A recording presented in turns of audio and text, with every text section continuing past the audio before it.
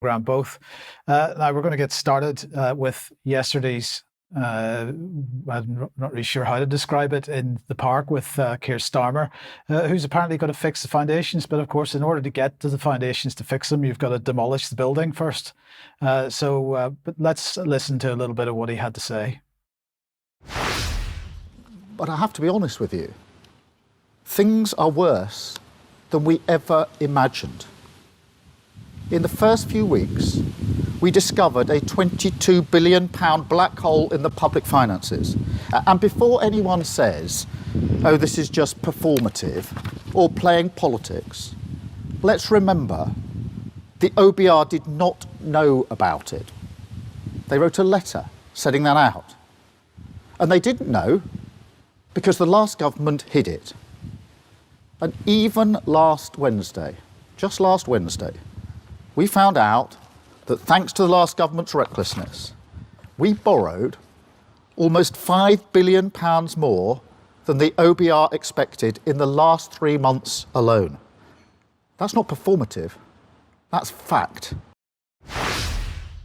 Depends on your definition of fact, but poor Keir, the naughty Tories have destroyed the economy, and he's going to have to deal with it.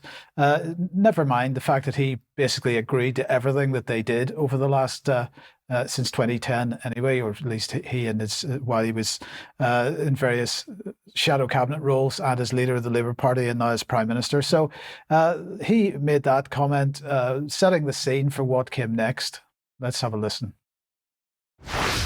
But I will be honest with you, there is a budget coming in October, and it's going to be painful. We have no other choice, given the situation that we're in. Those with the broadest shoulders should bear the heavier burden. So those with the broadest shoulders should bear the heaviest burden, and many people would agree with that statement. They should bear the heaviest burden, but he didn't say they will. He didn't say they would. He absolutely said they should, and of course that's a very different thing. Now the question then is, what is the reason for this economic disaster that we're facing? Is it just the incompetence of the Tory party, or is there something else going on? Well, let's bring this on screen, this tweet. And it's Toby Young, and he's really echoing, or at least his commentator on his Daily Sceptic is echoing this, that, you know, in fact, the Tories left the economy worse than we imagined, is belied by strong growth figures and so on. But of course, this isn't really what Starmer was talking about. And the question is, why are we facing economic ruin despite what people might be doing in the broader economy? So let's bring Alex Krainer on screen in a second. And he starts to ask some questions and join some dots. Let's have a listen to this first little clip. It is clear that the UK has continued making all the mistakes made by other decaying empires, particularly in terms of foreign adventurism. A sudden deterioration which developed during the course of this year seems to be related to the imminent military defeat in West's proxy war against Russia.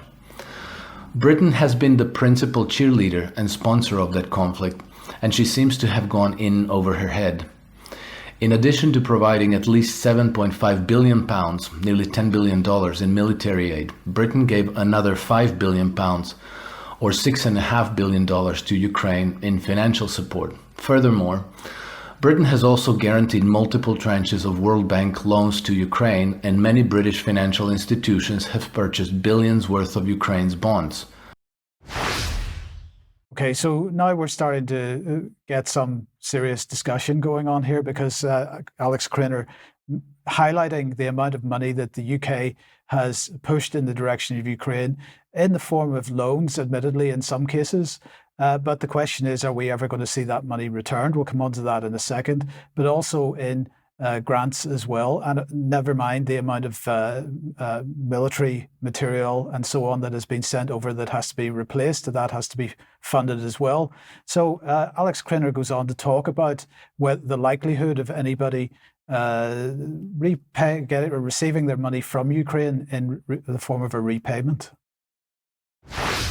But Ukraine can't service her mounting foreign debts. On Sunday, May 4, the Wall Street Journal reported that a group of foreign bondholders, including such behemoths as BlackRock, PIMCO, and Francis Amundi, put pressure on the government of Ukraine to start repaying some of its debts.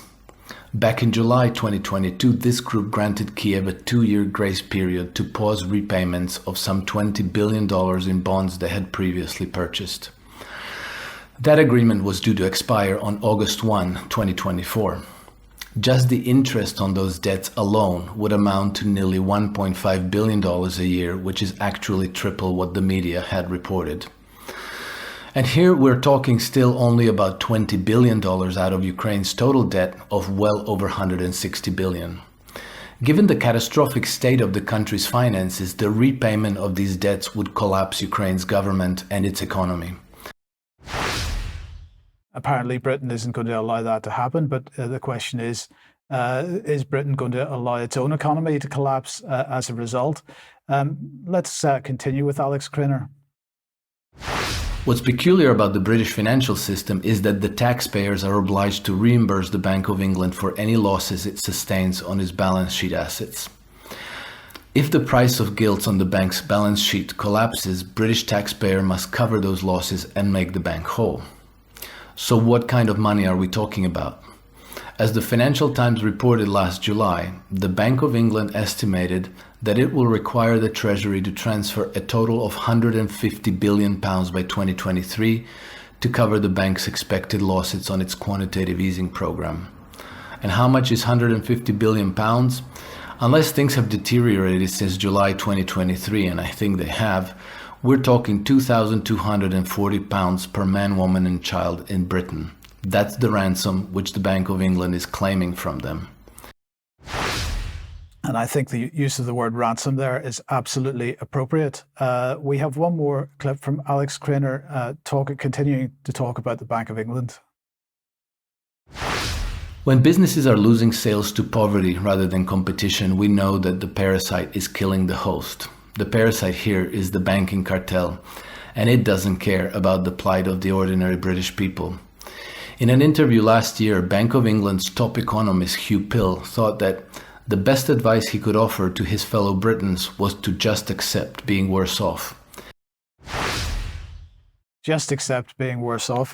Alex Krainer has put together a very good report on the reality of the situation, and that belies any claims that under the previous Tory regime, the economy in this country has been burgeoning. In fact, the government has been systematically destroying it, undermining it, and the Bank of England and the banking cartel. And so if we put Keir Starmer on screen here for a second, this is the key point. He supported everything the Tories did in Ukraine. He has created this problem in the UK, and the problem is not going to go away anytime soon.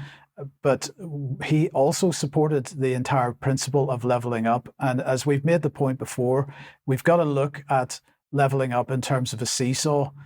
So if certain countries in the world, as they like to present it, are going to be lifted in terms of standard of living, other countries in the world have to come down in standard of living. That is sustainability, and that is the direction that we're heading in. This country is going to see a reduction in standard of living, and Ukraine is part of the cause of that. But government policy generally is the main part of the cause of it. Okay, apologies for the technical issue there. That was my fault, a bit of a Biden moment.